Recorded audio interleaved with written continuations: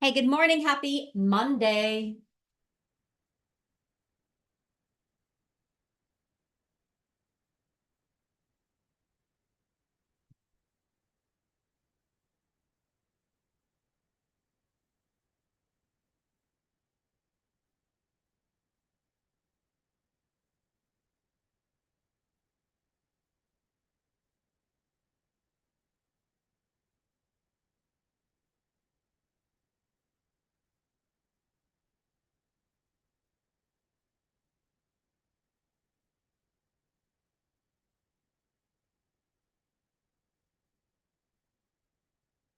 All right, getting situated here.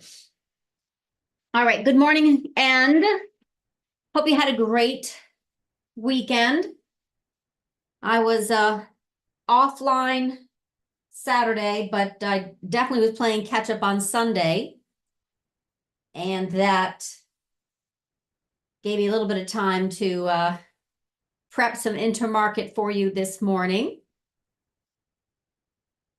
But I have had computer dramas, so the Thursday afternoon turned into, once again, an emergency kind of call from Verizon and my computer tech support guy, both of whom came over Friday afternoon. So I'm functioning again, but yeah, I'm going to have to replace the whole system. It's finally come to that. I'm going to have to just give up being frugal and get a whole new system. But I will be working on that this week. In the meantime, I was without, any connection on Friday. So apologies for the last minute cancellation, but hopefully nothing too stupendous happened, except Dudley. Dudley keeps coming out and pushing,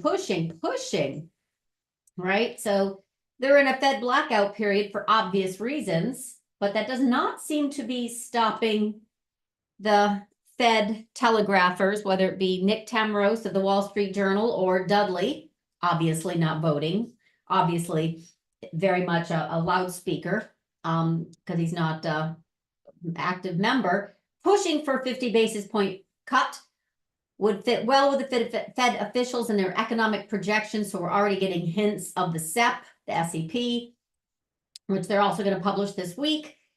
And the question is obviously if they were to surprise, because all of a sudden this was a big bet that came in last week, go big or go home kind of thing, where they have been obviously telegraphing since Powell at Jackson Hole, a 25 basis point cut.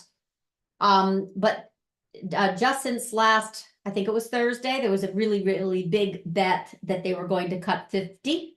So the SOFR market and such came in, and Bloomberg did an article about it. So Dudley's out back to back saying, yeah, we really need to play catch up here. If we only do 25 now, then it's going to make it confusing. We need to just rip the Band-Aid off kind of thing. So now the question becomes, what's going on? The market is near all-time highs, right? They're pricing in these Fed cuts. That's the mantra. They're, very, very, very, very recession risk complacent. So nobody's pricing in recession risk. Only the narrative has recently started to turn, only in very, very few pockets. And basically, this is going to get leapfrog in front of it and reduce recession risk fears and ensure a soft landing and whatever other narrative they're trying to pitch. But the point is, it's coming. So what will happen is, wouldn't be surprised if a yield curve becomes the focus again. Where is that lovely little chart of yield curve? Here it is. So this is the yield curve, 10 and 2, right? The spread. And banks, what was the expression that Dave Levinson gave? Banks love the curve cheap and steep. That is exactly what banks go for. So this has really been, they need a curve steep and cheap. So a 50 basis point cut is definitely enabling that steepness, and that should be supportive for banks in the short term, which is supportive of the market in the short term. So Recession risk be damned. Now, this is what I put in my market thoughts last week, and it still holds. Nothing has really changed on this, right? We were really close to some danger area last Tuesday, if truth be told. We had a lot of things working very, very poorly against the market. The 10-year well below the 3.8%, right? Banks were finally starting to roll over, which is a baseline bet that as yields fall, I said that would hit net interest income. And sure enough, JP Morgan came out after I've been writing about this and said, yeah, this is going to hurt banks. So we really were not in a good situation. By the way, JP Morgan Diamond came out again this weekend and said, it'd be worse. It was Friday. Excuse me, it was Friday. It'd be what we have to face is worse than recession. So whether that's just, again, being ultra conservative or warning, it still was one of those Friday afternoon surprises that the market ignored or didn't price in. One or the other, it's hard to tell. In any case, we've got the dollar yen also had broken through not just 142, but was threatening the 140.80. And of course, concentration risk. Now everybody's talking about it. Everybody is talking about it. I see it in Bloomberg now that the SPY 493, right, at the SPY S&P 500, but the S&P 493 is doing fine, but the concentration risk in the MAG 7 is not. So they keep talking about all the trillions that have been lost since the high on July 10th, the last high, and we see Apple with the iPhone not doing so well this morning, and I should say price action coming back down. Point is, concentration risk is in de-risking mode, right? Dollar, yen, oil, banks, all of this stuff is just falling way too strong, too fast. Carry trade unwind is still very much in play. It's all about, you know, the unwind is about higher yen, lower yields, and lower oil. So they are trying to support oil yields and yen. Anyway, this is very much a crowded trend and it's not undone, big picture. But then all of a sudden, we needed a macro bullish trigger, in my humble opinion. It certainly, you know, came on the heels of NVIDIA being the lone ranger on Wednesday. And fast forward, that's exactly what I wrote about. It was like, that would have been a better title, actually. NVIDIA is the Lone Ranger, because it really just came in and held the market and kept the market and turned the market around. And whatever, they were hammering calls, et cetera, et cetera. So we went up into that kind of 121 area from 105, 106. We have since softened a little bit, but doesn't mean this rally is over. No, it does not. So anyway, long story short, that was the sole reason that the that SPY and NASDAQ were able to advance very strongly on Wednesday. So that puts my one more high in play. Now, I don't have a price target of 6,300 or 6,000 or anything like that. I do have a 5,800 area, which is a fib level, but we have so many negatives that I'm looking always for the bullish trigger to support the market, and 50 basis points, right, would be that thing that would make the yield curve positive, in other words, steepener, and that is very helpful to banks. Remember, banks need curve, steep, and cheap. So if we get that, that's another form of intervention. And the market can digest this and move higher into the election. It's not hard to believe. They're trying to keep things in check, right? So this is the level I'm still looking for, 56, 58, 88, the Qs 495, 41, 152, 52, 125, 52, et cetera, et cetera. And Apple right now is sagging, and for good reason, right? They're not doing as well as expected. iPhone 16 Pro, weaker than expected demand. Now, it has always shrugged off that stuff. I mean, shrugged it off. And we have VIX suppression that works very, very well into a Fed announcement. So I would definitely use this kind of as a line in the sand. If we are continuing to move lower in VIX, then market's obviously going to move higher. I would not be surprised if VIX heads to 15, 16 before the rally is done.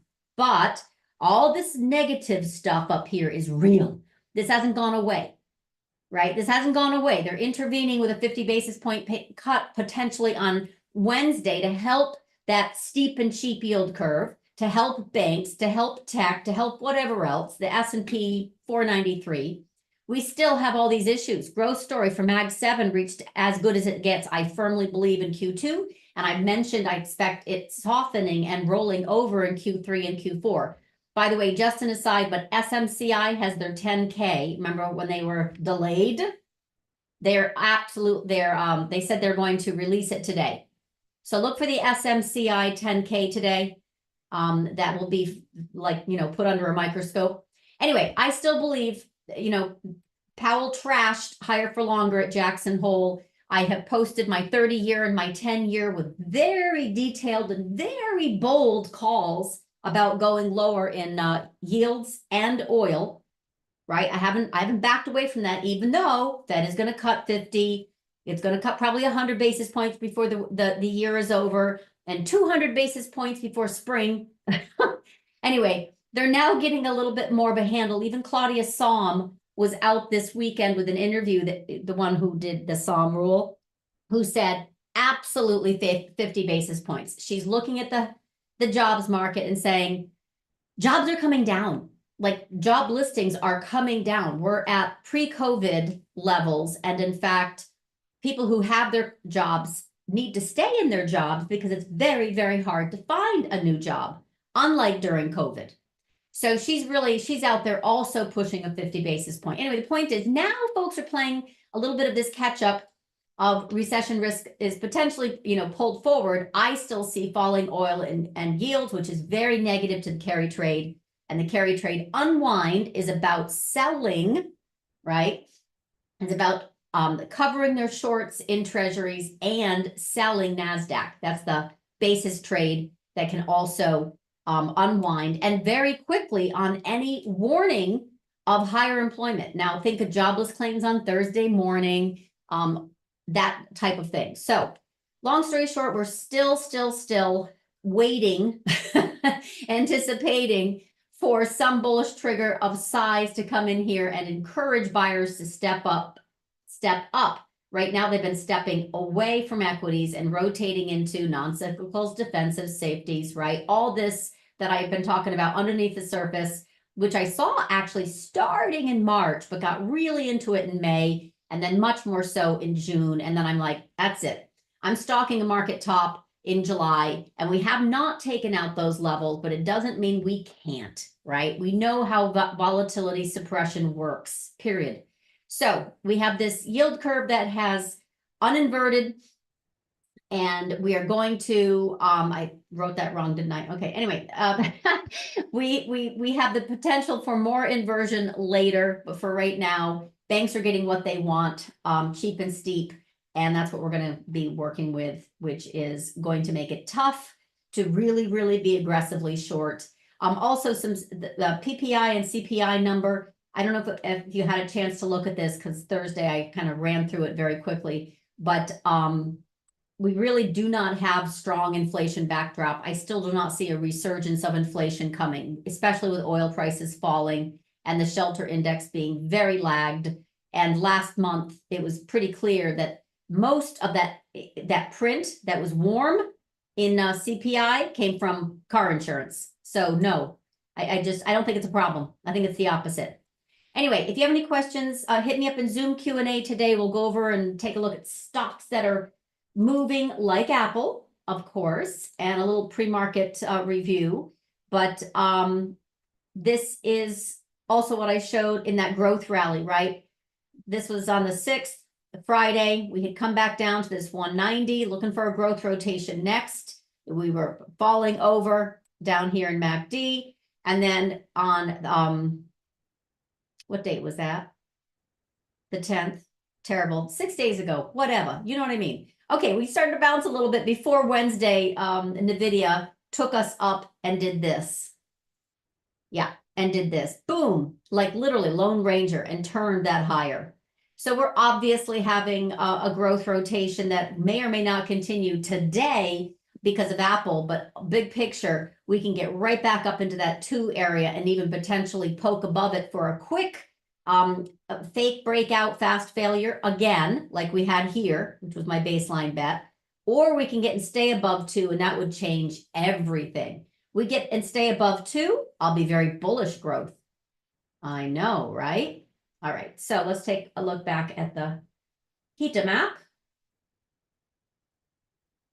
And we've got oil bouncing. Guess what? It's above 70 again. That's what they needed. And the dollar is headed down to that 100.2. I know we didn't get it the first time. It was weird. We only went to 100.5.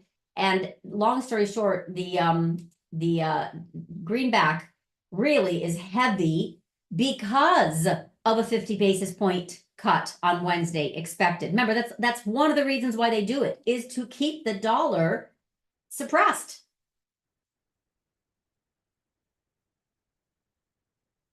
Very, very, very specific. Okay, hold on.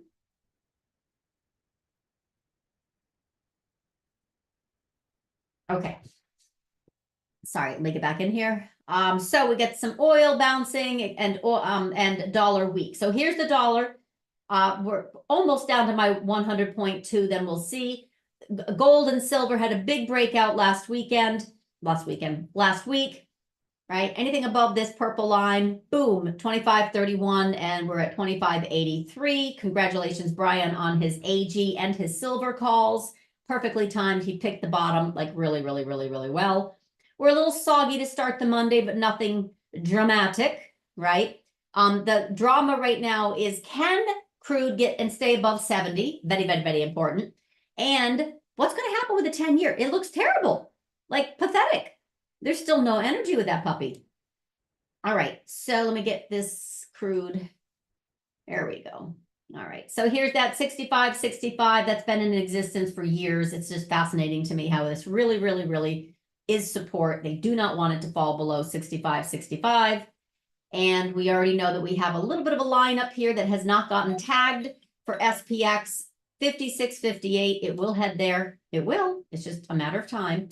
In the meantime, Apple is dragging down the market for FANG stocks. And I think we've got pretty strong bond action. So we need to get through this Wednesday to see if we're going to kind of invert again. Yeah, this is the MAG 7 ratio right here. We're in this channel. Once we're above this channel, it's bullish. Once we're below, it's bearish. But in the meantime, in the between time, they're not doing much. But the dollar yen has busted my 140.80. Not a good look. It's still not safe. Crude is the only thing that's trying to get back above 70. Yields are still very soft. Dollar yen is still really weak. Very, very, very weak. I know most people don't do currencies, but the next level is 139.39. 139.39. Trying to hold the market up.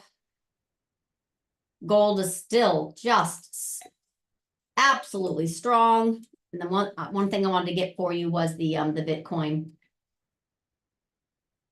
Yeah, liquidity also came back up on Wednesday, right? So we had this advance on Thursday into Friday. Next time we break that yellow, it's confirmed short, but we're not there yet. So this weakness right now doesn't look very shortable, even if Apple. This is what I wanted to, there we go.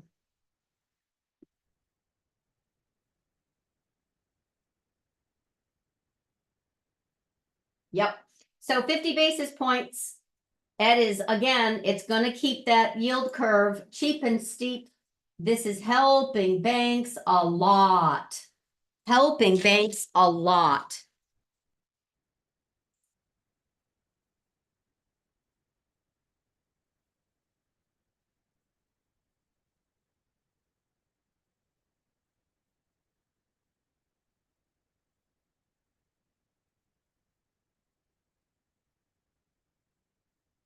All right, so Apple has, as we already know, kind of this left shoulder, head, right shoulder deal. It held above that 220 and it has gapped down firmly below. So that's key because it's 10 week. So 216 is another kind of weekly support and it's struggling, right? Once it gets above 216, it's going to head back into 220. Otherwise, hanging on by its fingernails is not a good look. It also gapped below. This is the weekly, daily, hourly. It also opened and gapped below the 55. It's been really trying to hold here for a while. So we're down and out on Apple on iPhone 16, demand being just a little bit too soggy. And the next level of support is 213.5. If you are chasing that with some aggression. And I know, I think Nell is. Yeah. Okay. So we got 213.5. NVIDIA's taken a little bit of I get rid of that. A little bit of a header down on this 116. We did have a gorgeous move higher. This stayed beautifully. Remember, I said as long it's going to stay above the 3-day. It did. Friday was absolutely didn't move. It's opening week with Apple below 116.23, and yet it has not broken. Right? This is still a bullish reversal candle. It's still bullish. So big picture. You can come all the way back down. What did I say? 114 area. This 114 area. Look to see if this gets supported here.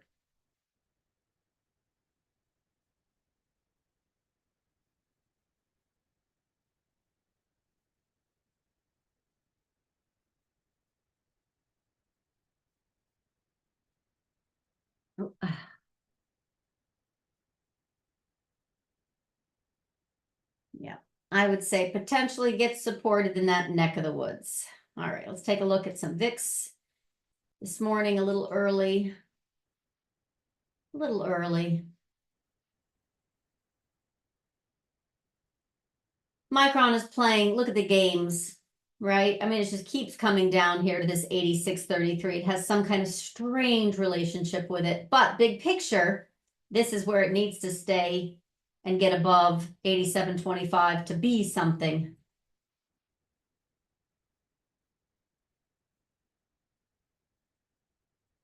Bitcoin proxies still look a mess. Yeah, nothing there. And as I mentioned, SMCI comes out with their 10K today, so take care. I still see this 357 to 306.85. That just looks still excellent.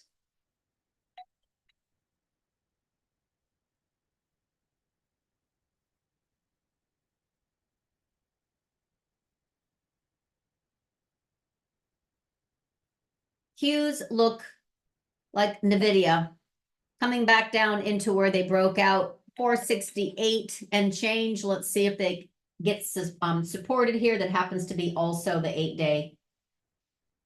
All right, bullish is breaking out. I forget who was bullish on this one, if this was Archta. Anyway, really, it came down and got supported last week and then closed brilliantly above this kind of 691. It's opening up well. On the weekly, it's got a little resistance here, the Keltner channel. So it's got to get above 703.78. Let's call it 704. On the daily, you can see it. Look at this, right? It literally is sitting right here at 700. So Netflix needs to hold, really needs to hold that 700 in order and push and trigger above 704 to move higher.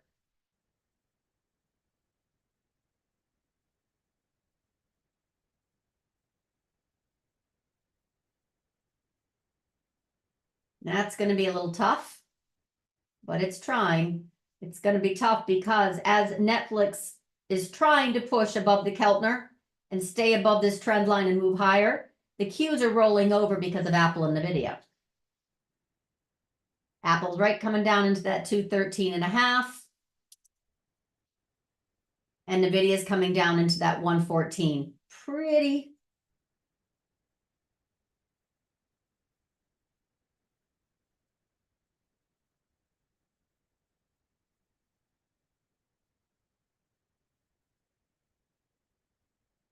Banks are getting a bump. Insurance getting a bump on cheap and steep yield curve.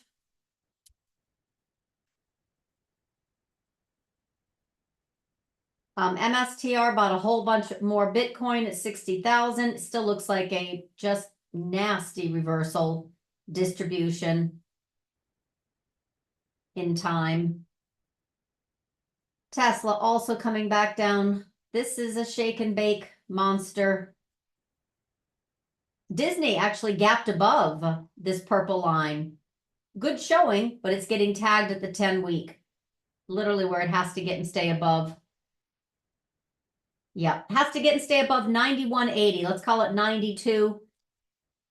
It's trying 3 days of bounce. You've got a 55 right above it. You've got a 10-week right above it. This one was from Friday. EOLs is one that Alexander, I think I had, I forget, but Botox and tattoo removal. Anyway, it is definitely one that had come all the way back down, supported beautifully, moving higher, pullback was shallow, breakout, pull back to the 10-week, breakout. So it's got some digestion here at 1744, but it's gorgeous.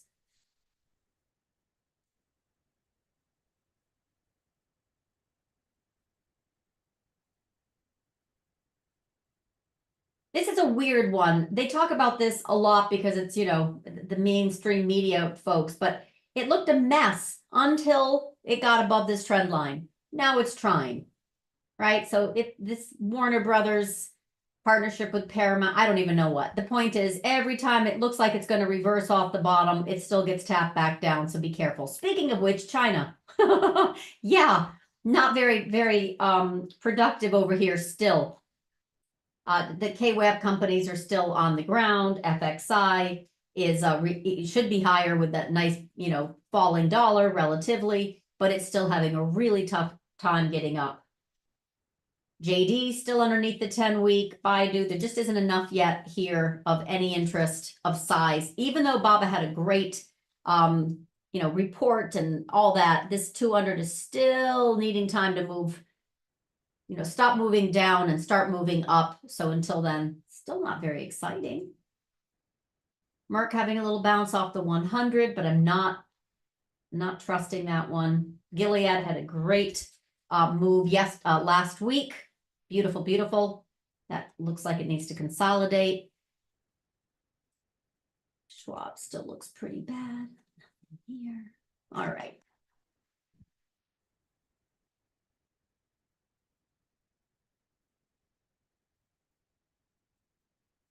Quiet Monday, relatively, other than Micron. Yeah, Netflix is having a tough time holding that. Look at that, came right back inside. So that acts as resistance until it isn't. So the better trigger is 704. Better trigger is 704. And as I mentioned, it's going to have a really tough time, Netflix moving higher if you've got the Qs down 0.8%. Hasn't fallen apart. Little shake and bake. Want to make sure everyone's awake.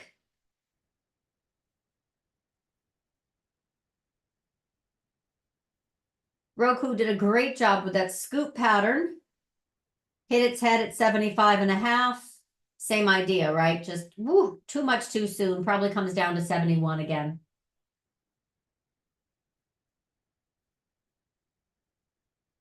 Semis are soggy. No real big news about it. Here's your Avgo tag, you're it. Speaking of which, Marvell also had a tag, got above, but came just too aggressively. It's too dramatic here. I got to actually move this. I'm going to put it as a higher bar. Not bullish Marvell until it can get and stay above 78.44.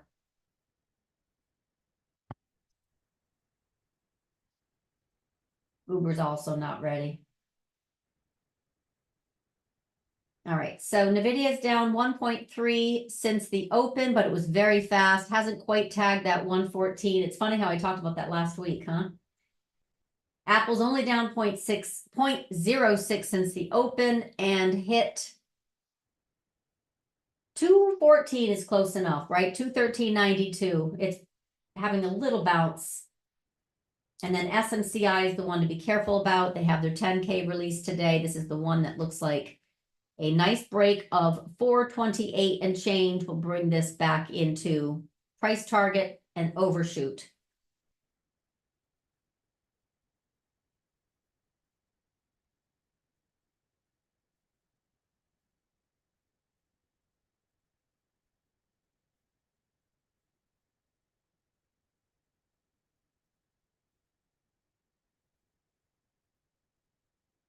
What goes up comes down.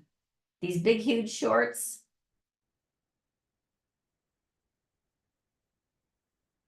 Bitcoin proxies. A lot of Bitcoin proxies this morning are in distribution. Redfin was crazy last week. Right? This is part of that kind of a little early, but back in March, these were my warm summer housing market call. Redfin was also a highly shorted name, not having the same effect. Open is still down here on the ground. But XHB, last week I said this looks like a good buy area. It had definitely started moving higher, but it's digesting all-time highs. It's still having a tough time, but it still looks good.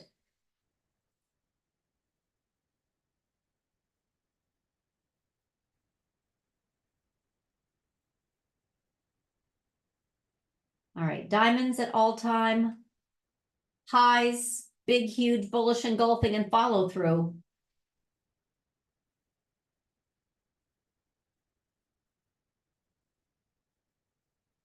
Intel coming up off the bottom a little bit. It's a tease, though. It really is a tease.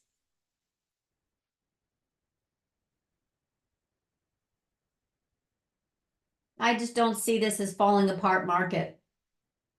So, right, it came down and literally just tagged 183.70. Apple, this kind of 214 area. NVIDIA, just not seeing this as fall apart market. 50 basis point cut. Stocks are like, yay, Fed's going to get ahead of this. Banks are fine. They like the curve cheap and steep.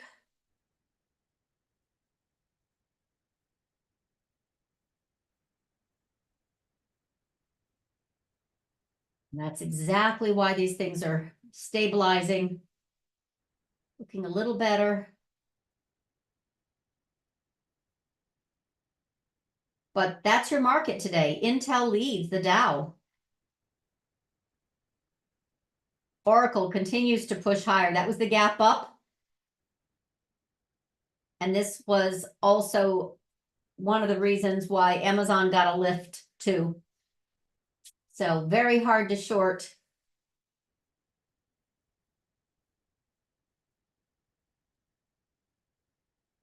There's your advanced decline, a complete reversal last week. Wednesday, NVIDIA changed everything. Thursday, we had follow through. Friday was quiet, but still moving up. And there's your 55. Look at this advanced decline line.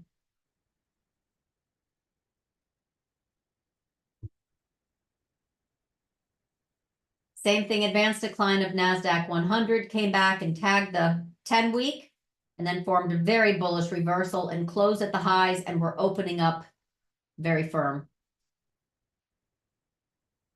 Breadth had fallen apart, and then within the scan, literally Wednesday, everything's thanks to NVIDIA, stopped going down, and Thursday, Friday, Monday, right back into the highs. Here's your cumulative volume. We rolled over with a gorgeous evening star reversal to the 10-week and then opened and went straight up the rest of the week.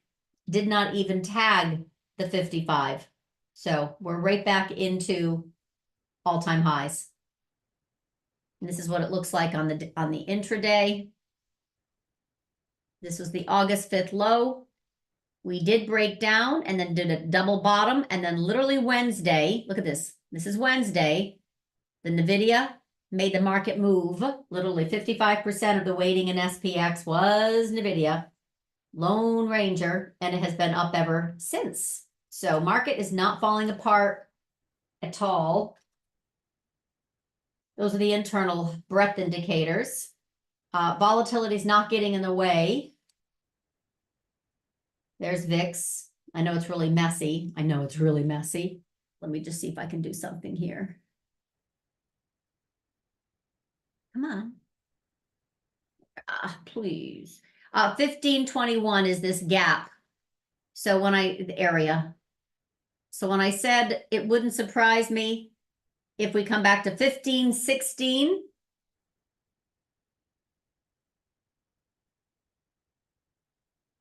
monthly, that's trend line support, and here's the intraday. Would not surprise me if we'll come down to 1516 before this rally is done. Really hard to see that, but here you can kind of see the outline of a head and shoulder. We're having a little bounce on a Monday morning, just the skittishness, but we've got some gaps to fill down here.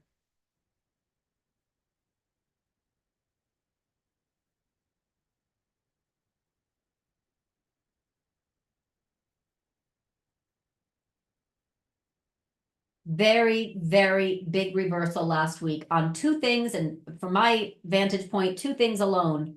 Number one, NVIDIA on Wednesday held the market up for sure.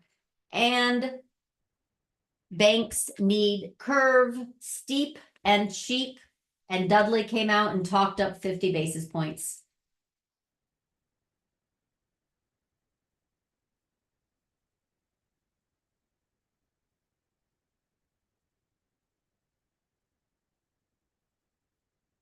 Carvana's moving forward again too. Wow. So Carvana had hit this 157.74 price target, came back down after digesting this 135 area really well. Look at that. It closed above. Look at that support, Tim. Anyway, you know, the next price target I have is 167 up here. It would not surprise me at all if this heads up to 167.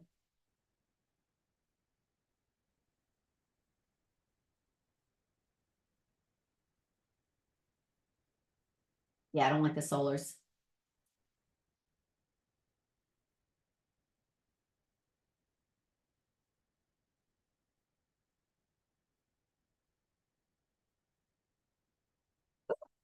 It's still working above that 28. Congrats on Chewy still in play. I don't know if it's going to turn into a Carvana, but no, it's not the same.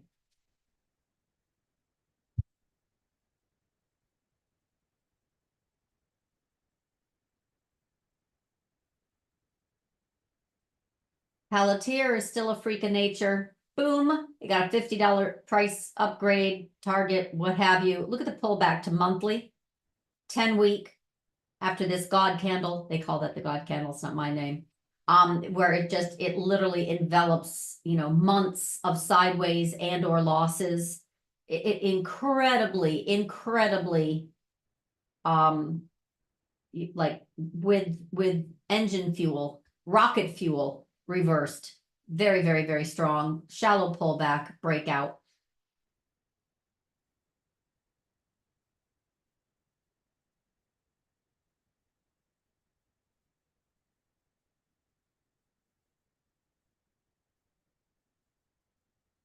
New was another one that had one of those, for lack of a better word, God candles. I hate the word, but whatever it is. This is also a follow through with a pullback. Another one that had it was BXM. Massive, same thing. Yep. All right, so NVIDIA is getting supported at that 114, not a surprise, right? Apple at 214, Amazon at 184. Market's not falling apart. EOLS, gorgeous continuation.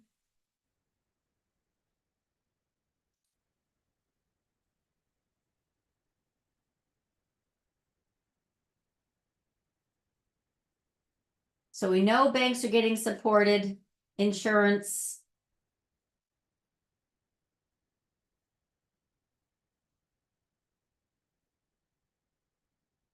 VLO has nice support here at 131 and change. digesting the 100 week. It just needs to get back above this kind of 130. I'd like it all the way up here.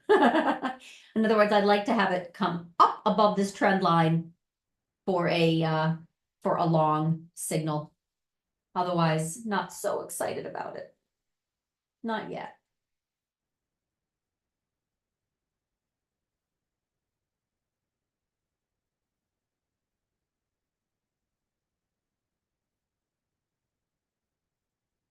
Yeah, Rocket had been the other, warm summer housing market call trade that looked fabulous, actually back in March, but it didn't really trigger until July. Anyway, beautiful pullback, advanced pullback was expected. It was so extended from the 10. It did a great job coming back in, getting supported, and it still looks fine. Yep. There are a whole bunch in that area. Think refinancing, because as the 30-year falls, that is exactly what folks will do. Z, all right, let me look at Q&A. In just a second, let me just see if I've got anything else. Oh my God.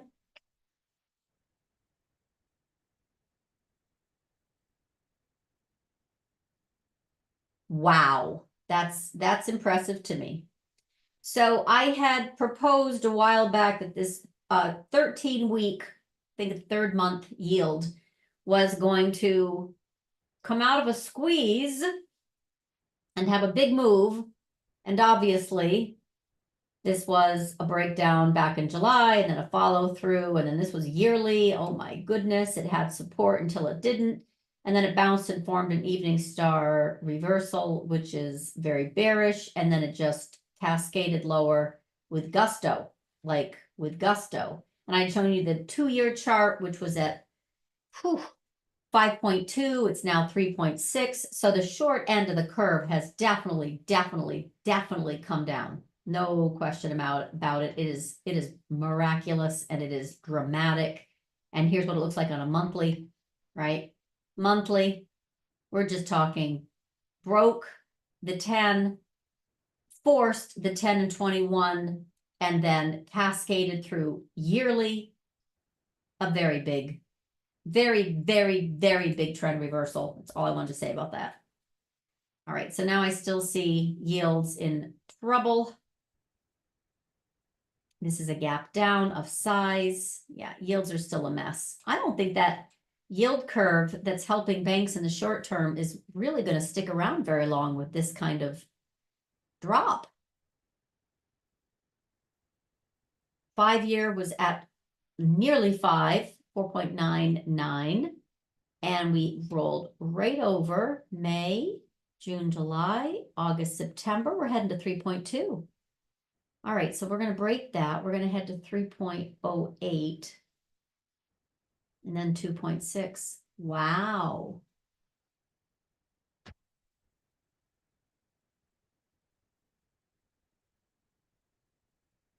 Wow. Yeah, so this is still very weak. This is the 10-year with a gap below. This is still very weak. And the 30-year hasn't even come back down to 3.9. No, this is still going to head lower. All right, so all the yields look horrible. That was the first thing I wanted to check out. TLT is still working higher. Oops. IEF, depending on what you use, but they're definitely working. I'm not so excited about high yield, but I do check it as a reversal pattern, and they are both working. High yield better than junk. And the yen continues higher, which is, of course, going to be bearish at some point. But for right now, dollar yen is trying to get supported and back above that 140.8. We'll see if that happens. Looks pretty much like market is just trying to ignore the weakness that's coming in on the yields and the dollar, as 50 basis points is really getting priced in as bullish, not bearish. We'll see how long that lasts.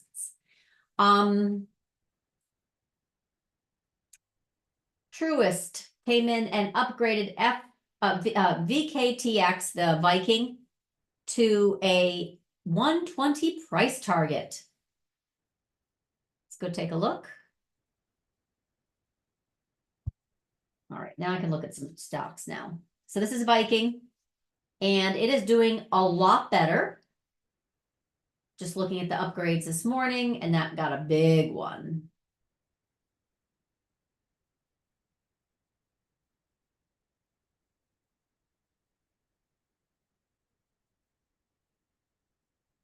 Chewy needs to break 40 to go into short covering drama.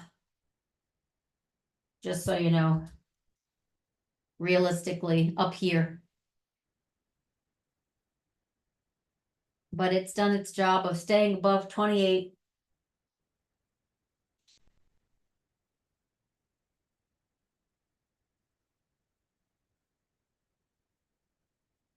I'm sorry, you wanted Zillow. Yeah. Okay, so I was just looking for the news that I saw on VKTX.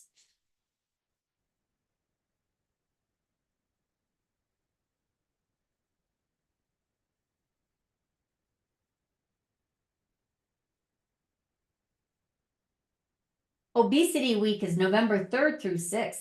Lots of studies coming out, including another one for VKTX. But Alexander and I already did a webinar on this months ago after he recommended down here. And beautiful, gorgeous, 25. That was it. Beautiful. And then I did this. But this has been digesting pretty well. Still looks pretty good. 70 is the next trigger for higher. Just got a price target of 120.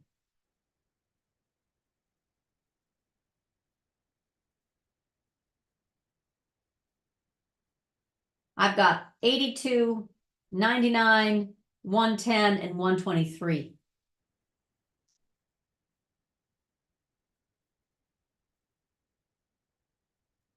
Yeah, market doesn't look like it wants to fall apart. That was basically the gist of it this morning.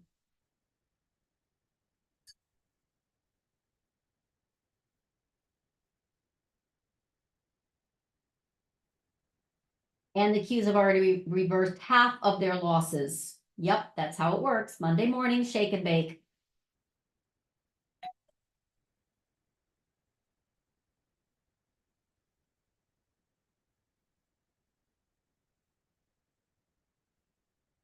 Now will Netflix give it another try?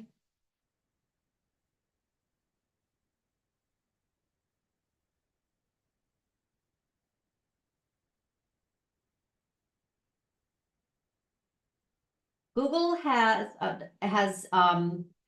its stay of execution pretty well so far, but this is the interesting one. Look how wide small IWM is. I still don't see it as a great proxy for higher, but man, it is trying like mad to hold above this 212.25. This is a mass of concrete. So we're talking a whole year of sideways, all of 2021, all of 2021. So what we're doing is we've come right back into it, and now we're massive volatility around this 212.25. So I'll give it credit, but it still has to put that in its rear view mirror to move higher. Oh, BMRN is yeah, not good. Clearly. All right, so BMRN not great. Merck having a little pop here. Hey, Stella. NVIDIA, like I said, it looks fine. The market does not look weak. If I look at advanced decline, popping up like a daisy, advanced decline of NASDAQ, all-time highs. Qs are down, but they don't look down and out, especially with such a strong reversal to keep the 10 and 21 from rolling over. Apple has typically defended itself on bad demand reports. And NVIDIA wouldn't surprise me at all if this gets defended at 114, as I mentioned last week. And so far, so good. So now let's see if we can get defended at 116, we can move back up into that 122. Once we get and stay above 122, this heads higher. But I just have 125.52 as gap fill for these things. Whether it's VIX suppression into FOMC day, or it's just, oh, that's wrong. The market we have, as long as volatility stays underneath 2119, it falls. That's it. We need a macro trigger. We really, really, really do.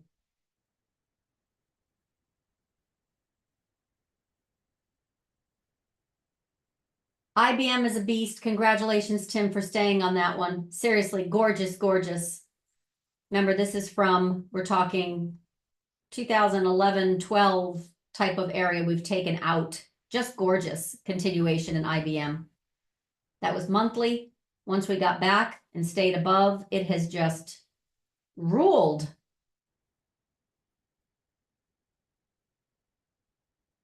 We're talking, can I even see it? Hold on.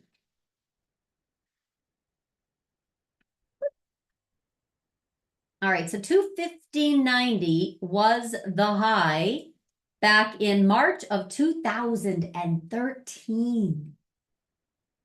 Can you imagine? And this is 2020.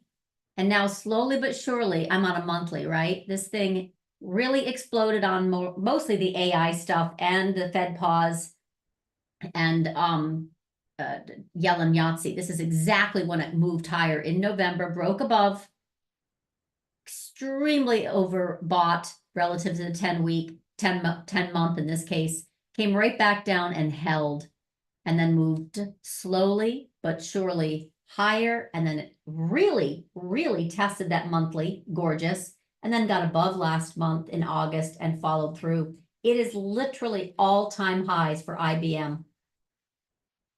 Congratulations. I know you went back into this. So really nice job. IBM all-time highs. And I believe you're also in Carvana still. That's doing some heavy lifting to get back into this 167. Gorgeous.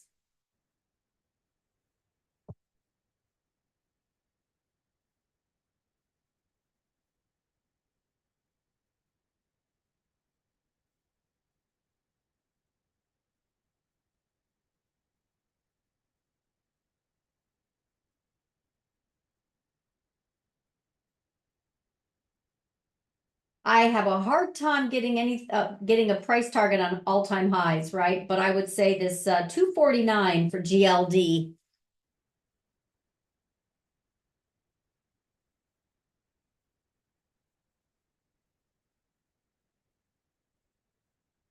All right, so NVIDIA literally was down and it's going to go green today. It's just the market we're in. It is. Oh, who asked me about Restoration Hardware last week? I said, I have absolutely no idea. like none. That was earnings. Smoking hot. Yes, gorgeous. No idea even what they said. Like I said, Thursday afternoon and Friday, I was dark. Not by my choosing. So it got back up to 323 and has held.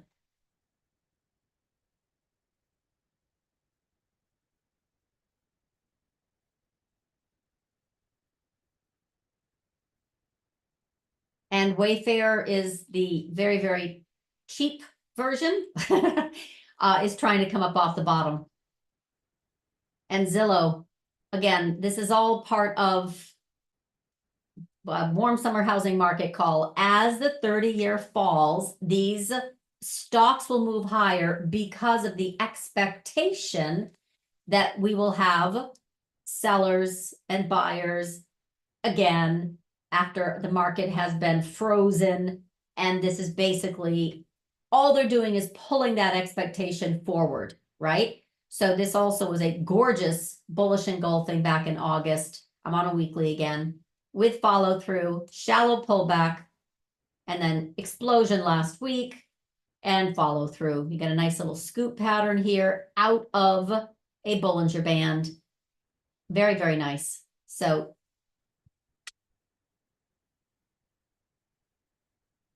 yep, Zillow looks good. Redfin also exploded higher on the 30-year falling, and short interest, and maybe open is next. Open is not moved. Nope, nothing yet.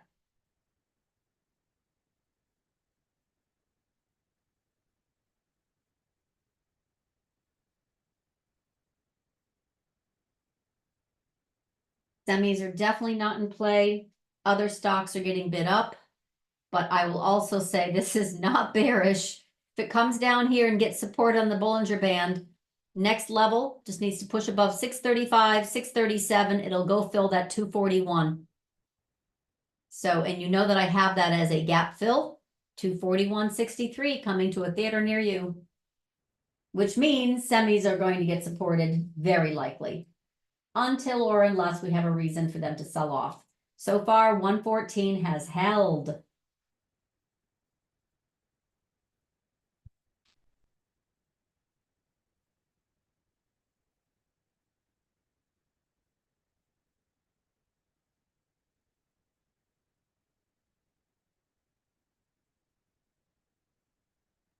So CMG, that's interesting. Archna says, all right, so we had a gorgeous pullback right here to 49.86. Remember when that was a nice short? Overshot the 200 and stayed. It's still squiggly around that 200 though. Let's see. Well, this is a much better place to be, right? It has tried. Okay, so that's a low risk entry long if you use this 56 as your area to make sure it stays above.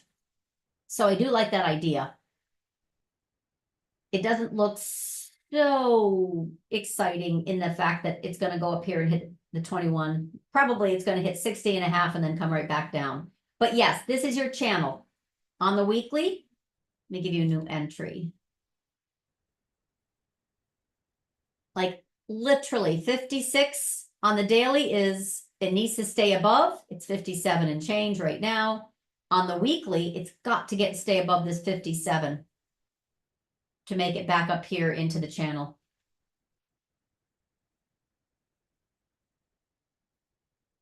Papa John's coming up off the bottom.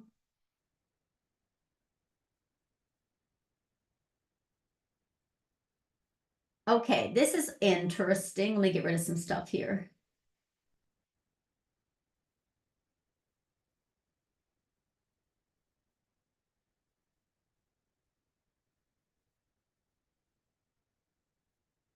Left shoulder, head potential, right? Right shoulder. So here's another low risk entry long if then. If this stays above 49.73, let's call it 50, on a weekly close, then it's putting in a nice crossover on the 10 and 21. These are Archna's ideas. PZZA and CMG. It's got to stay above on a close. You can see how many times it's been here. Nice pattern potential. And 10 and 21 crossover.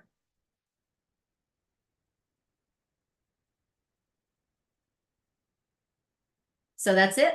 It's got to stay above 49.73. Pretty straightforward. The bottom of this candle, exactly. 49.85. Opened at 49.85. Has to stay above 49.85.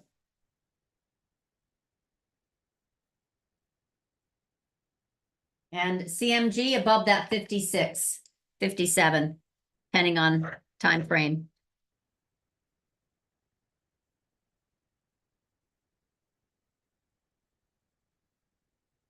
Huh. Abercrombie's going the different way.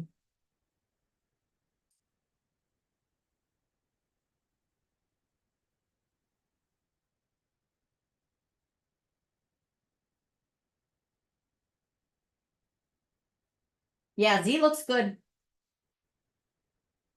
Z part of housing related, Zillow, you know. Redfin, good.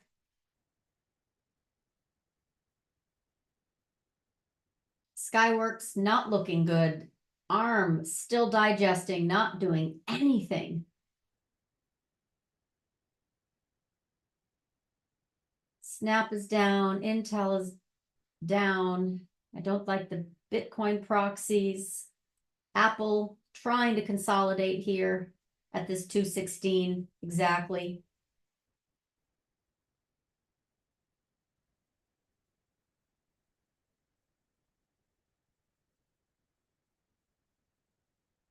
I'll look at PayPal in just a second.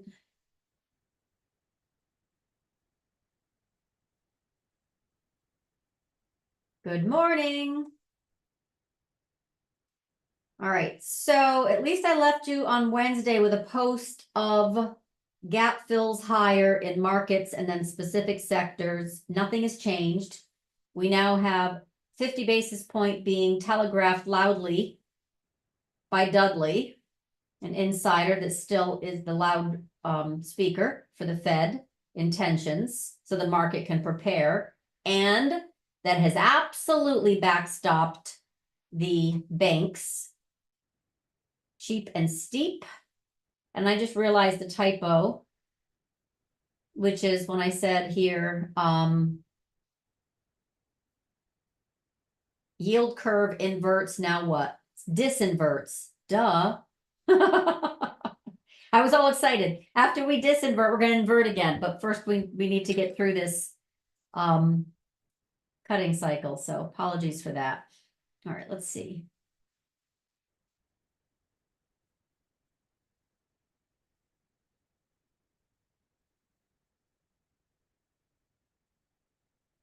Light earnings this week. There really isn't anything of significance. XLP is getting a little bit extended, right? And take care, Colgate got downgraded. How dare they? Anyway, got downgraded to underweight from equal weight. Not a big deal, but look at this. Ah, that's a train. So anyway, we got XLP having some, let's just call it digestion up here. XLU still strong as bear. Let's see what's under here. Let me just real quick. Oh, beautiful. Everything here is green on the scene. We're talking everything. And then XLV digesting. It had a shake and bake right down. Look at the beautiful 10-week was saved. Just no issues here. Kind of a quiet Monday, relatively speaking, with these sectors anyway. XLV, XLU, XLP. They're still doing fine. Nothing wrong.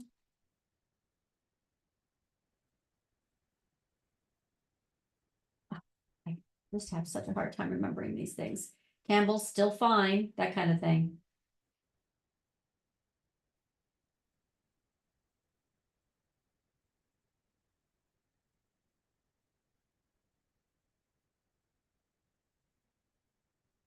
Yep.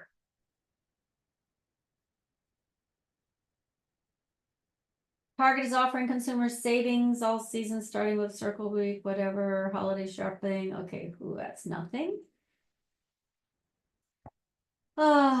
Labor strikes on Boeing.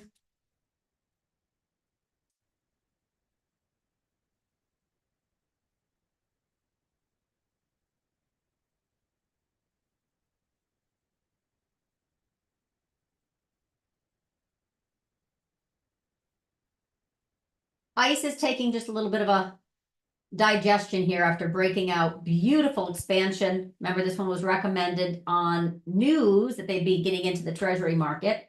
Fabulous. Fabulous.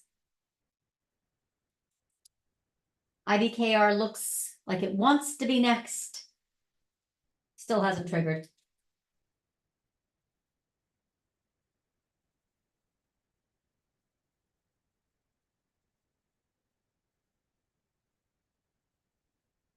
No, I don't see anything yet.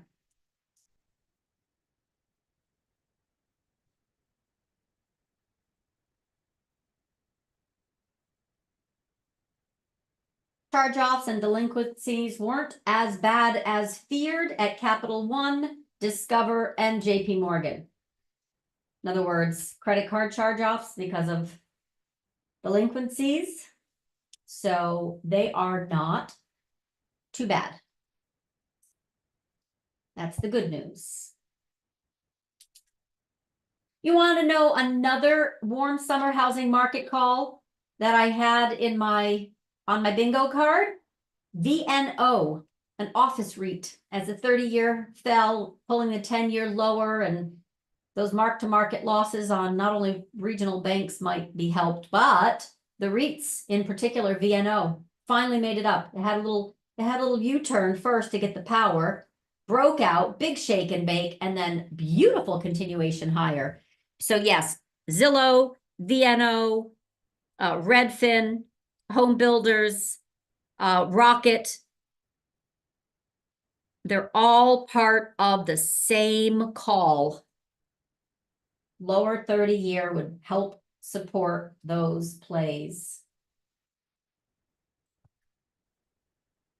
AZN, I cannot pronounce it, but immunotherapy Imfinzi, given before and after surgery with bladder cancer, results that could reshape how muscular tumors are treated. Companies, PD-L1 checkpoint inhibitor cut the risk of death between compared to patients before surgery with chemotherapy alone. Lower the risk of disease recurrence for about a third. Okay, so I don't know if this was buy the rumor, sell the news, but the results came in very nice. And yet this had already gotten a little extended, right? With that monthly trend line, fake breakout, fast failure kind of thing. But wouldn't surprise me if this is still, one of Alexander's recommendations. It's been doing phenomenal most of the year, and now it had a very sharp pullback the last 2 weeks. Let's see how it does right here. It's 76.56 if it gets defended.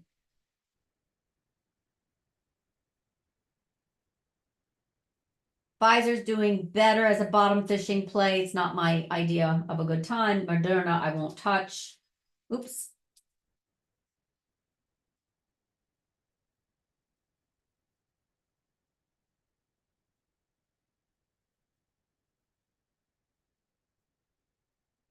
BioMarin does not look good in any way, shape, or form. BKTX looks very good. And then, of course, just a quick review of Apple. Looks fine at that 214 supported level area idea.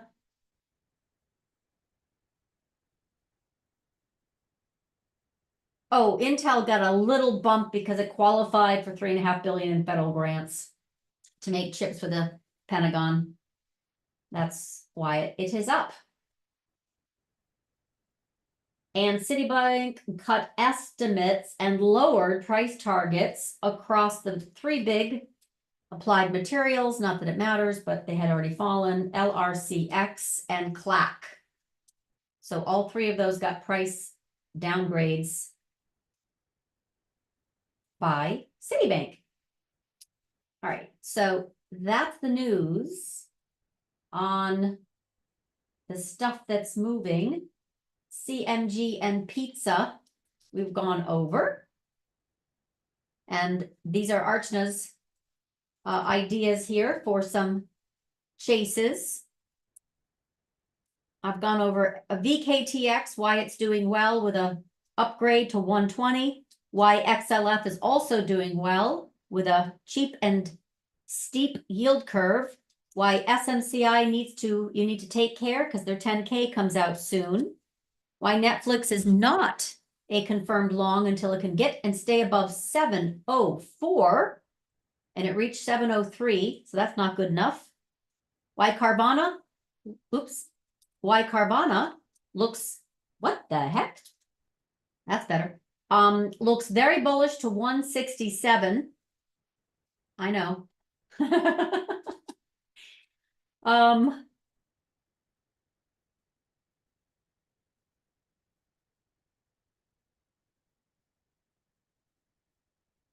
Why IBM is at all-time highs and is stunning, but very extended,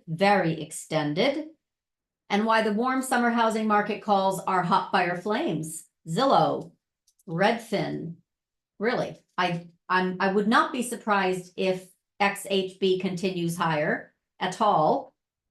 And RKT has already pulled out a very nice advance, has pulled back in a shallow way and is digesting. So I think the one that I forgot to mention repeatedly, but was part of the same call, was this VNO. And it really, really did get defended firmly on that August 5th. Once it got back above basically the December high, it has moved firmly higher. But there are lots within the home builder ETF that look fabulous, right? BLDR is back up. So this is the theme that still is working with XLU, XLP, XLV, etc. Very nice.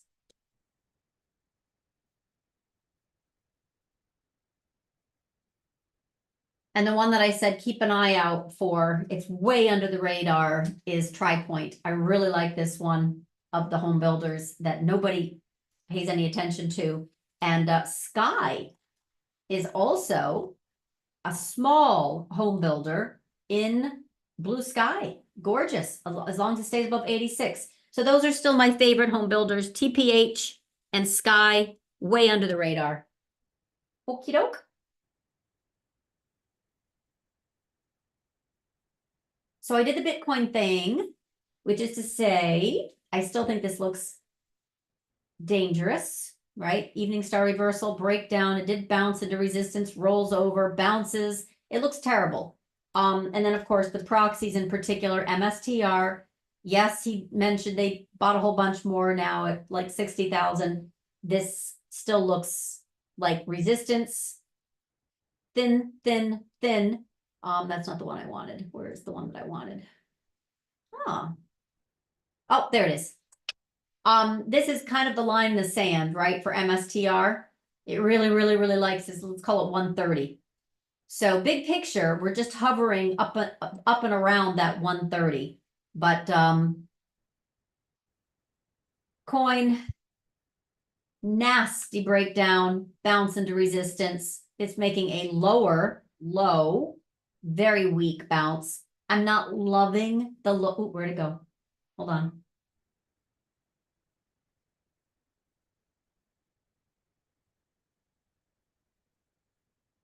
There we go. This bounce. So this is Bitcoin, right? It's got this big old wedge. And I said, once we break 50, oh my, that's, very, very, very shortable, but staying above 50. And so far we have stopped making lower lows. Like this is a lower low, right? Lower low, lower low, lower low, but this one isn't. So we really, really have to take out 50 for this to be a very, very bearish chart. I don't see any energy here, but I also don't see any intense liquidity selling.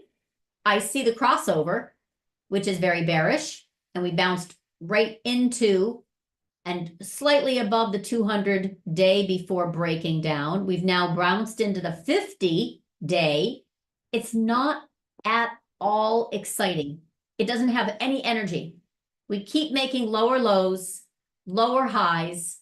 The only way I'm bullish is if this gets and stays above 70,000, and I'm very bearish below 50,000. But right now it's just kind of bouncing on that trend line. We break back below, I would say 5,700. Yeah, 5,700. You can see it on the thumbnail here.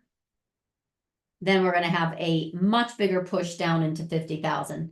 But so far, we don't really have it. We've got the 400 and the SPY 493 outperforming the MAG 7 because semis are weak.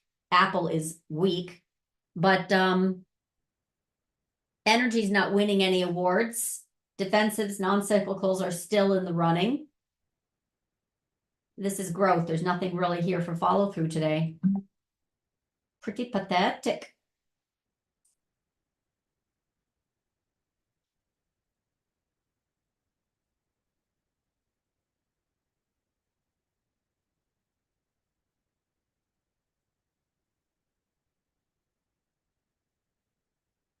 There's no energy.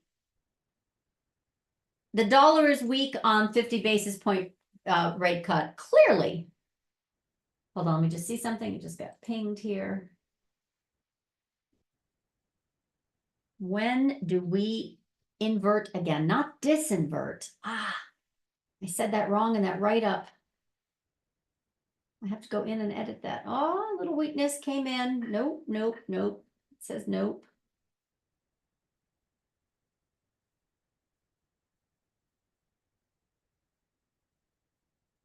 Gold and silver, liquidity. We're not really going anywhere. This is my VIX 3-month ratio with VIX. Usually when we get up here, we start to peter out, which we did. And once we get way down here, it's when we actually have a reflexive bounce, which we did. So right now we're kind of middling. Bitcoin, no energy. Growth, no energy. Not a lot of excitement this morning.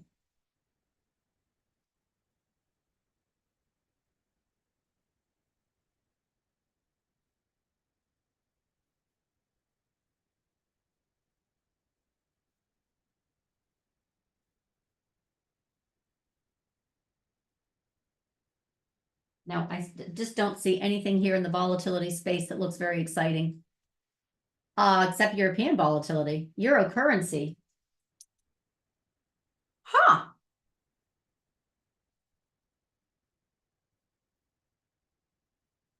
Big euro currency volatility. That's surprising. And they're also cutting.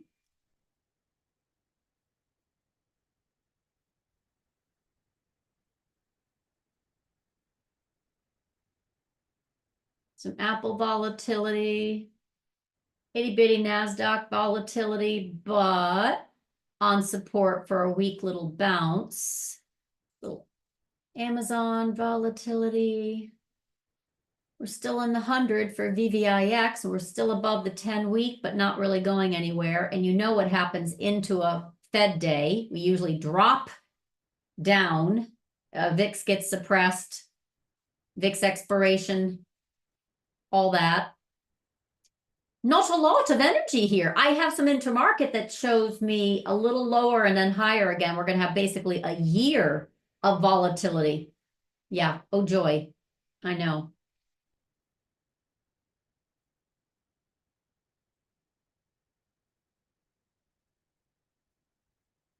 We got interest rate volatility, that's for sure.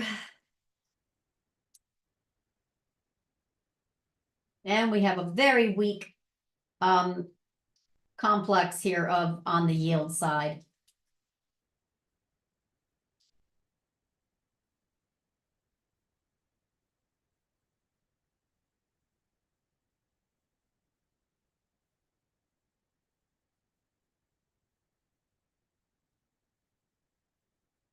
Zillow Group, Builder, Micron Holding, Apple Holding, NVIDIA Holding, Ag, not so much. Okay. Oh, Microsoft also has some kind of special event today. Good to point. That's at 11 o'clock. CEO is going to talk about the next phase of Copilot innovation. Oh, joy.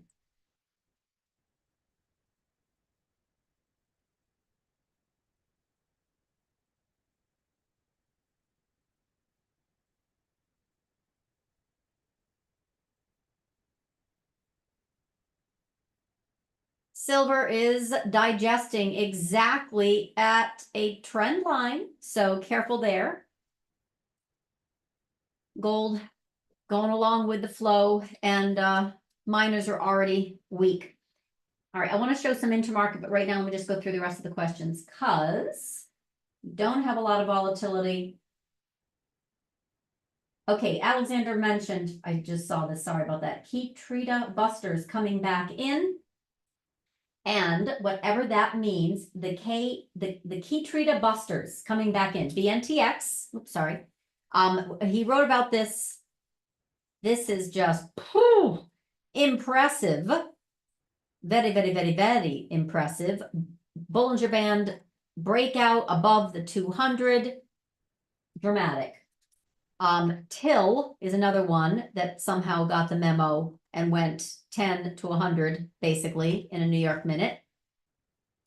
SMMT, he wrote about that this weekend as well in the cancer drug therapy space. Same thing, broke out, continued higher, little digestion here, but those were dramatic. And they are not very beneficial for Merck, but Merck is having a little stay of execution here above this 100, which it has a relationship with. This is the 100 week, but a trend line right below it. So wouldn't surprise me. This bounces, gets rejected here, and next time it breaks this 115.5 area, more likely selling commences. So kind of keep that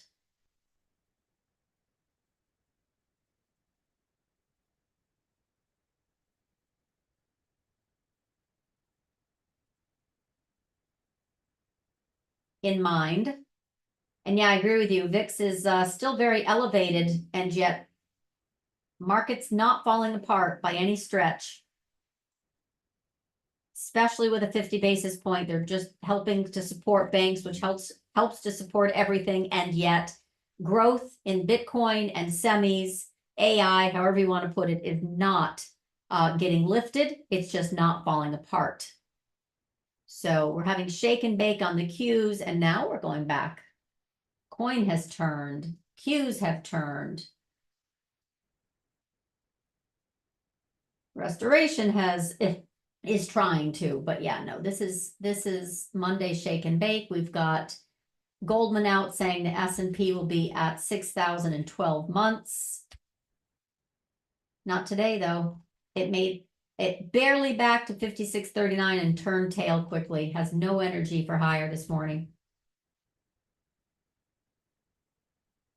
Oh, pod is still doing great.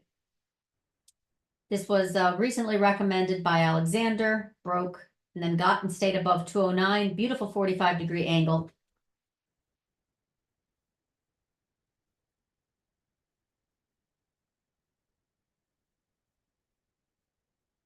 PSLV.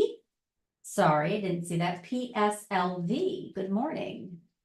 Oh, this brought physical. This is still, the whole space is in trend.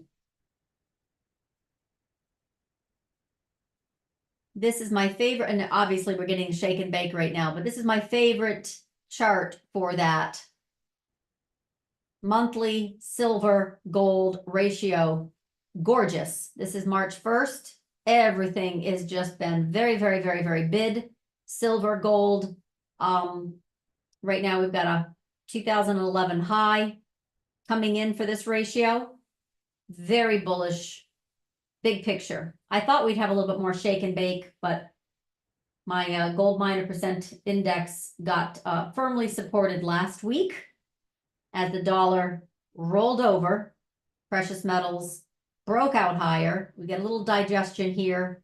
Yields are very weak.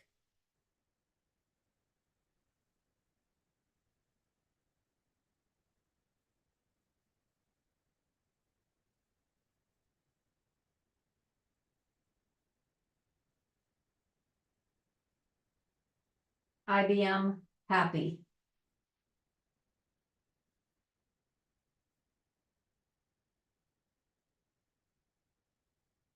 Good morning, Andre. DVN. It is on support, 39.5, but we need a reason for this puppy to get supported and move higher. It's already in a pretty protracted downtrend, hasn't fallen apart, and had kind of a last hurrah before rolling over and taking out the lows. Doesn't, unless you're doing some kind of bottom fishing play because you know something, I would say it's heading down to 33. And why? Because that is the breakout higher back in September of 2021. It literally broke above this here. It literally broke above, beautiful bullish engulfing, gap higher, above the 400 week, very, very nice bullish move here. So the problem is now that's a gap to fill. So doesn't look done going down to me. It's also firmly below the 200. maybe we get a little stay of execution and it pops higher. If so, it would just be for a chase. Big picture, it looks like a short. All right, Novartis still hanging in here. Big reversal, got saved August 5th. It hasn't really moved higher, but if it can push above 138, that'd be good. Eli Lilly is still doing its thing too. Firm in this 915 area. NRIX, a low priced one that Alexander had recommended down here. I have monthly levels on it. It's still doing really well. VRNO also looks really good. I still have higher up here about 37, 38 in time. DVA is a great new one. After sideways, really lovely push and break above 156. After digesting sideways, good, good, good. And their long-term REITs, I know I mentioned VNO, which is different, that's office REITs, but well, what was the other one? VTR, assisted living, long care, those REITs are doing well. And OHI, also in the same space. So all three of those continue to do well.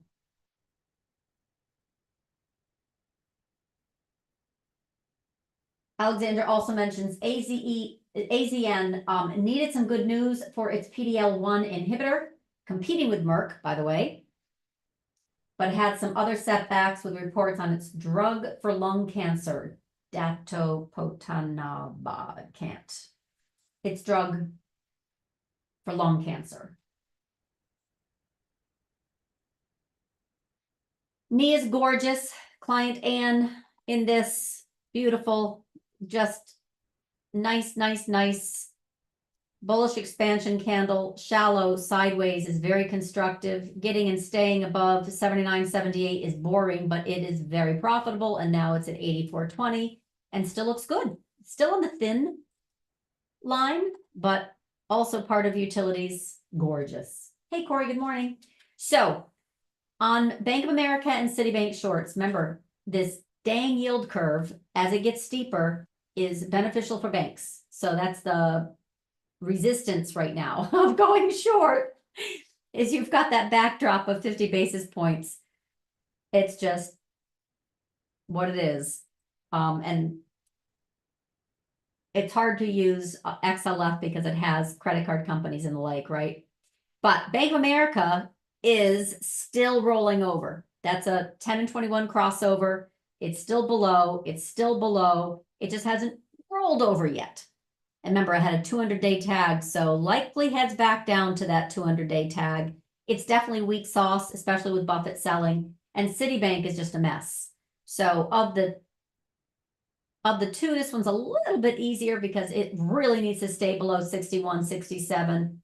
And next level, let's get back down to 54, 56. And once this breaks, this low, 53.5, once that breaks, it's over.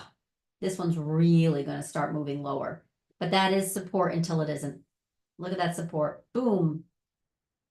So Bank of America and Citibank still look very, very weak to me as trend reversals, right? But we still need a push. And unfortunately, it's, not the kind that's going to benefit the market, period. It's going to be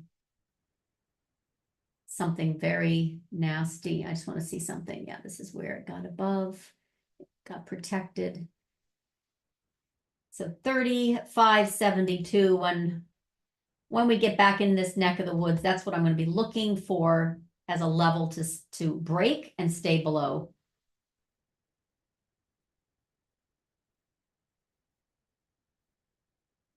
It's not there yet. Citibank is there yet. That was a masterful defense here at 54.5, but it's breaking the 10 weeks. So it's got an earlier start.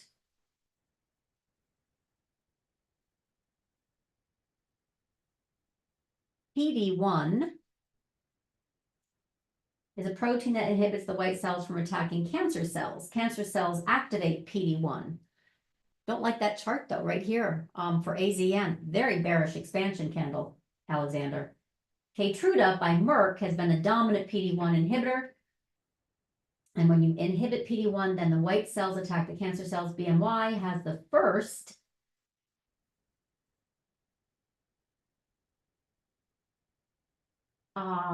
did vote, but did not strategize correctly. So Merck dominated.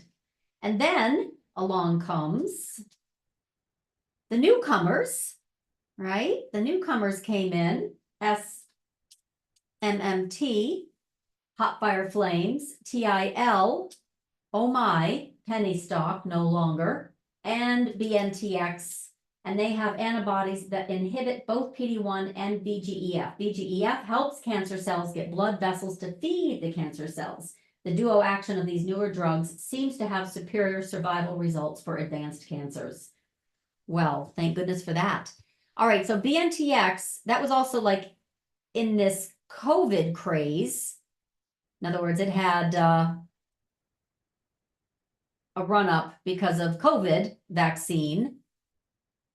And you're saying now it has a new lease on life, literally. Very, very, very strong expansion candle on a monthly. No question. I would say it needs to get and stay above this kind of 129 area, but that is clearly getting accumulated. With size. Yeah. So this candle yesterday represented 6.4 million. Definitely larger than its usual, but it is extended. And TIL's a little bit too much too soon. That had 4 million. I mean, this literally was a penny stock right here. So that's a little bit harder to swallow. And then you've got SMMT is absolutely where they came in, 100% where they came in, right here. That represented 48 million shares on this day. Massive. All right, so that was last Monday with follow through, little profit taking, but that's clearly the one that is the biggest beneficiary as far as volume, huge. Followed by BNTX, and that still looks good. Followed by TIL, which I don't trust. But there you go. Those are the three. And this is a crazy candle of squeeze on a monthly. So if you're into that, it's got to stay above 65.20. That's a very strong reversal on a monthly. Thanks for the color, Alexander. And for the report that you put out. The bearish charts, Mike, that I still see are absolutely related to yields falling further. I don't think oil is going to get supported for long. I think it's going to maybe run up into 72. And that's where it's going to hit its head.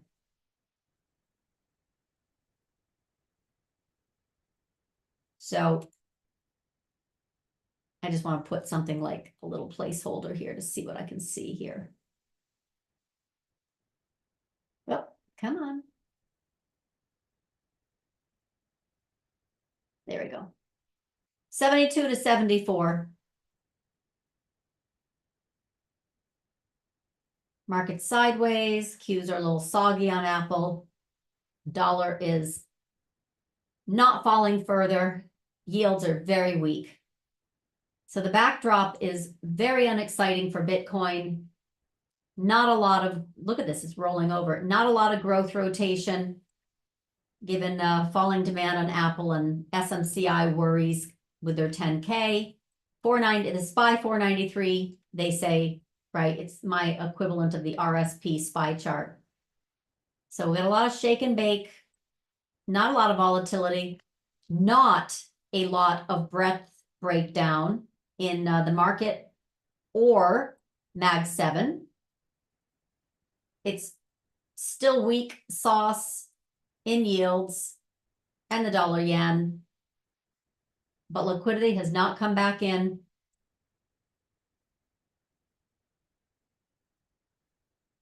Gold and silver are in play, and we still have liquidity, has not rolled over.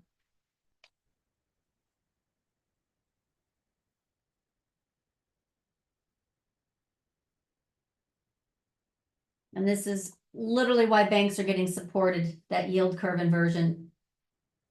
No more, it steepens, even if I don't think it's going to last.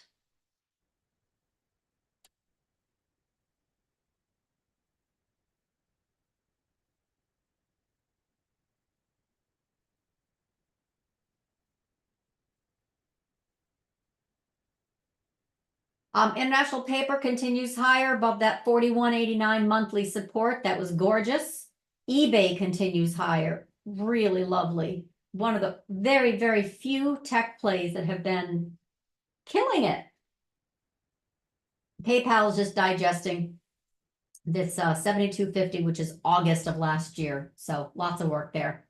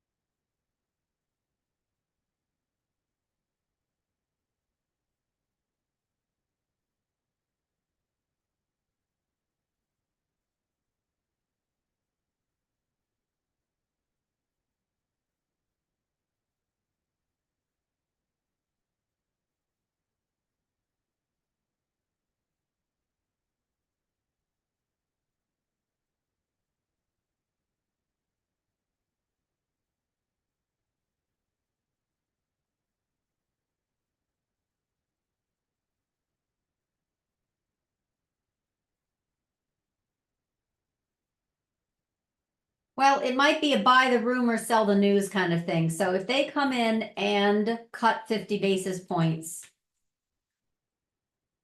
no way I think they would do that unless they're worried about banks. And to cut 50 basis points near all-time highs, really? Crazy. All right, let me show you a few charts. Oh, Mike, you like that? I don't think I would do that. How tight is your time frame? If it stays, if you've got like a low risk entry and you want to short Valaro still because it has broken down, I get that, right? It looks still like it's in a protracted rollover. I got that. Huge fake out, fake breakout, fast failure, broke the 50, rolling over to the 100, minuscule bounce on support. Okay, so this is literally your channel, Mike. Stays below 137. What was the high today? 137.10. Once it breaks 131.43, it's a continuation short. We get above the trend line, it's a long. You're so playing right now on that crack spread and also the strength or weakness of, oil moving higher. That's tough. They're also offline for a few weeks. Oof. Which can also put a bid in oil for a little bit. So refiners have maintenance.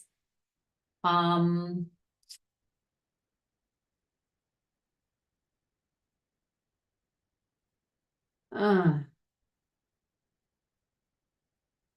mean, that's support of sorts for the crack ETF, which Valaro is a big part of, right? It looks identical. Remember the head and shoulders on a daily for VLO? It has mirrored this gorgeous. Exactly. Look at that trend line I drew. Tag, you're it. A very quick test of the bear's resolve, and then it falls apart after it probably stopped shorts out. So this is a tricky one. Anyway, it's definitely weak, but the problem is, like I said, or I should say, like Brian reminded, refiners are going into maintenance mode. It should help kind of support oil a little bit. It already has bounced off 65. We're probably going to go back into 73. It's going to be tough to short Valaro with gusto, like it was really beautiful head and shoulders up here. But if you stay within that range, don't let it get above. And once it breaks this 131, it would definitely head lower. Just needs to get and stay below. All right.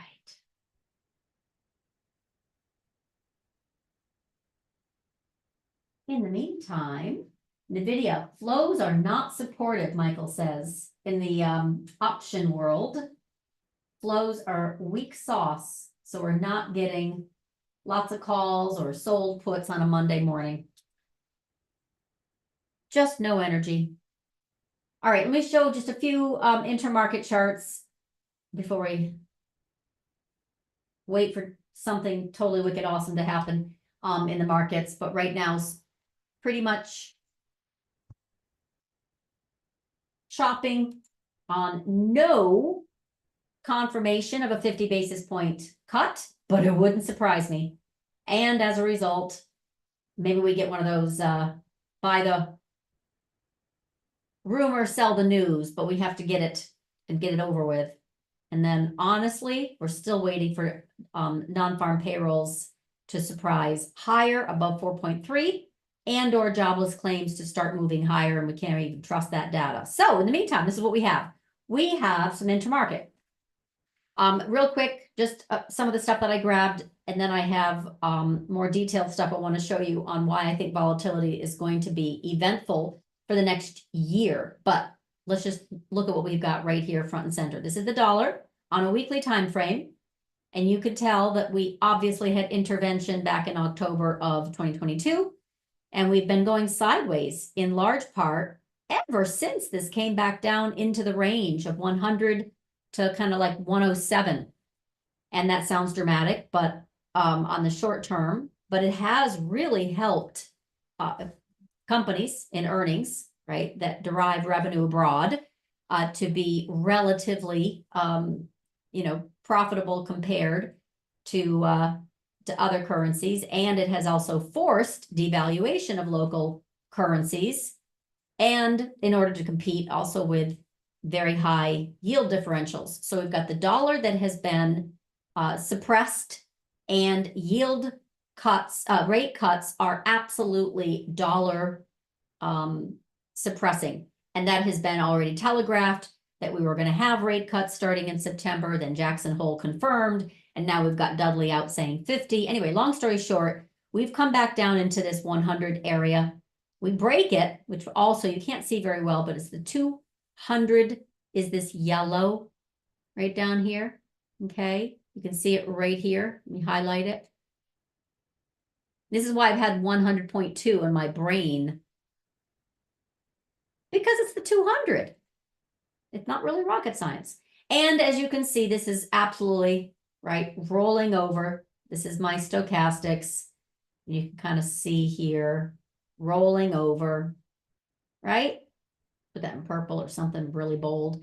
And then of course you've got, we're in the zero, which is bearish. So the dollar continues lower, yield cut bets continue higher, and that is keeping the dollar lower. So when this turns, then we all bets are off for a supportive equity market. But for right now, this is supporting the equity market.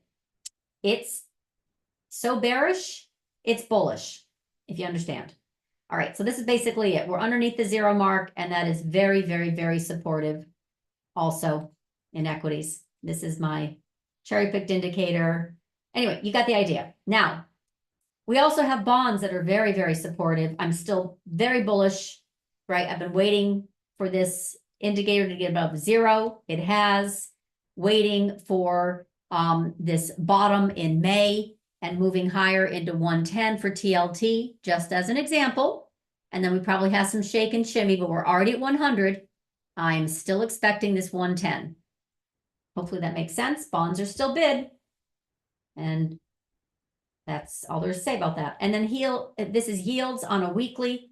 I've shown you the daily, and I had a big, I had one of these, right? On the daily, this happens to be CRB, which is mostly oil, which is also rolling over. And the same thing with that PMO that I use, a cherry-picked indicator. You can see once we get below zero, it's very helpful to pull price lower, and every bounce is just short the rip.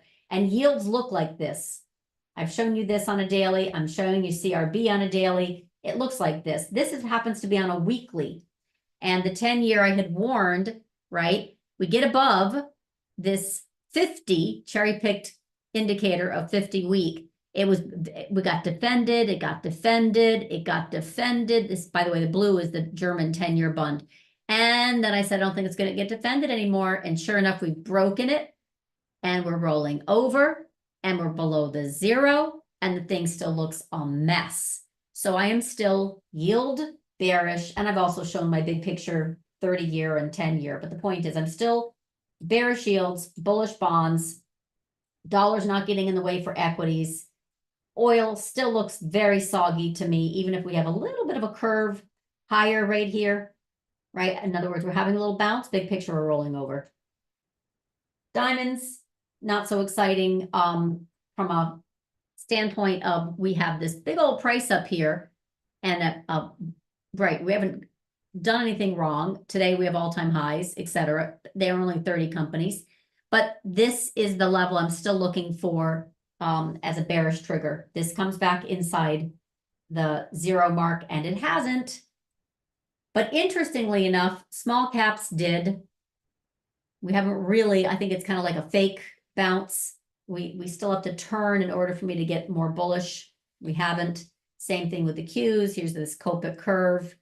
We've had this kind of 5 days of green on the screen for the Qs, but interestingly enough, we're still below zero. So to me, that's not a really exciting, there's no momentum here to get going strongly. I'm still waiting for it. Anyway, same thing. We've got SPYs higher. We haven't turned higher on Copic curve. And look at this. We're like hovering right above the zero mark. So we could go literally either way. This all gets rejected. We turn back down. We break the zero. It's bearish. We stay below zero. It's bearish. We get back below zero. We're barely above it. It's bearish. But right now, they're just trying to consolidate, not fall apart. That's exactly what the market looks like to me. This yield curve intervention to go steep, and that is very beneficial for banks, which is supporting the market. Long story short, what is not getting supported is the Shanghai Stock Exchange. Look at China, continues to fade. I have been bearish on this until I can see some stay of execution. It's still rolling over, and they're trying stuff over there, man. They're trying to cut mortgage rates, 95 apparently, it doesn't matter. There's a lot of stimulus. It's not working. Not working. Devaluation, rate cuts, incentives. They're not printing debt like we are here, but the point is they're definitely trying to stimulate consumer confidence, demand, and it's just not working, long story short. So China's still rolling over. Japan, the Nikkei, looks like a solid head and shoulders, and all we have to do is get back inside 37,000. We're right exactly on the 50-week, and we could roll back down into 30,000. So that would be very bearish, the Nikkei. We already have China rolling over. I haven't shown you the DAX. That's held up relatively well. I don't trust it. XME, very much sharp, very strong 3-day advance on the sogginess of the dollar. But I also see the 50 and the 200 coming into a strong area of rejection. So I'm not really feeling it there. XLE relative to SPY, I've mentioned this has been bearish, especially since it formed this head and shoulders. So every bounce has gotten rejected, and now we're firmly falling. We're still falling. So I don't trust the XLE components at all. I'm still looking at policy interference as the only reason, in large part, why the market hasn't priced in more deflation. We've been rolling over underneath, and I think that's it. Inflation narrative will turn deflation by the end of the year, but the market doesn't see it just yet. Market still bid above the zero line. Every time it comes back down, it gets supported. So I'm still waiting for a resumption lower. We don't have it. Watching the yen move higher. Ironically, I warned July 13th, right before this bounce, thought we'd come up into the 61.5 area, and then we blew through it, and we're still moving higher. And the divergence between MAG 7 concentration risk and oversold value still has a lot of room to go, lots and lots of room to go. So this is going to be one of the themes that I put together with why volatility, even though it's rolling over in the short term, this is on a daily, I've got some charts to show you why I think it's going to stay elevated over the next 9 to 12 months. In other words, this is going to flatten out and it's going to start to move higher, but with, of course, lots of reversion along the way. And there are phases where VIX does go into a channel of chop. It doesn't just keep going lower. This is a stock bond ratio, but you can kind of see we had a short duration back here, July, August, into that November 1st Fed pause, where volatility, the stock bond volatility ratio, but volatility stays elevated. And then it's shortable as the market moves higher, right? We had the market move higher from November into, right, now, right into July. And now we're moving back into a phase, I believe, where this is going to give us lots of gyrations. So good for traders, not so great for investors. And this options market is still a pretty good clue. We've got a bullish backdrop. We rolled over firmly, got defended strongly, and we're now kind of inching our way back up, but on diminishing momentum. So still waiting for a trigger, a bullish trigger to move higher, or we give it up, right, and start to roll over. I don't have any signs of that yet. So the market's still trying to hang in there. And my bullish percent index for gold miners did come back down inside that 80, but only for like a New York minute. And then it popped right back above and we had silver and gold move higher. So we still don't have any confirmed weakness in gold and silver. So not anything else of size except the dollar, the euro dollar carry trade. If we get above 1.12, it's very bullish. And I have this on a monthly in front of you. I'm not expecting it to, but if we get above this 120, wherever the heck I just had that, what's 120, 112, we get back above 112, it's very bullish. The euro bearish, the dollar. But in the meantime, the banks are doing well on yield cut expectations, which helps keep that spread steep and cheap, and the market's not going to fall apart until tech gives up. Tech gives up the ghost, and it is not. Fine. That's all there's to say about that. Yeah, I'm not crazy. BABA has a lot of fundamental reasons to like. China does not have fundamental reasons to like. So BABA is a chop fest, and I don't think it's done going down, but it's not doing anything right now with the 200 flattening. It's not really like, ooh, a compelling short. It just does not look like a compelling long. Yes, 100%, and really well said. We're getting less and less benefit from all this stimulus, and China's showing that, absolutely showing that. Yeah. And Micron has to break this 87.25 to be a rollover. Okie dokie. I wish you a great afternoon. I will see you tomorrow. Bye-bye.